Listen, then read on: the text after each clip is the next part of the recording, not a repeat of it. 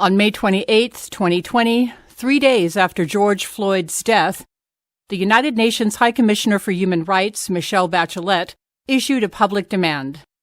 Quote, U.S. authorities must take serious action, procedures must change, prevention systems must be put in place, and above all, police officers who resort to excessive use of force should be charged and convicted for the crimes committed.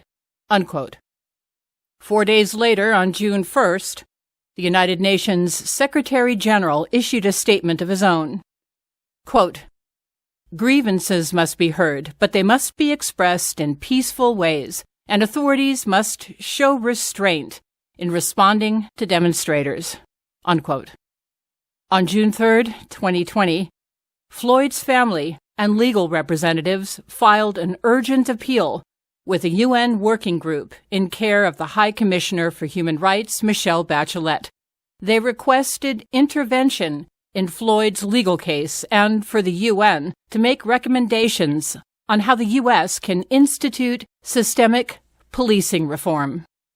When a group of people of any nation have been systematically deprived of their universal human right to life by its government for decades, it must appeal to the international community for its support and to the United Nations for its intervention, Floyd family attorney Ben Crump said in a press release. The following is taken directly from the appeal's closing paragraph. Quote, the comments made by President Trump on June 1, 2020, wherein he highlighted protecting citizens' right to bear arms above African Americans' right to life, heightens the urgency of the appeal to the United Nations, as we believe his comments will incite vigilante behavior and violence against African Americans, leading to more violations of their fundamental human rights. Unquote.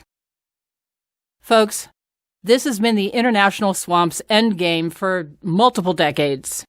The disarming of the American people. From the looks of it, unless something changes drastically, they're in the home stretch.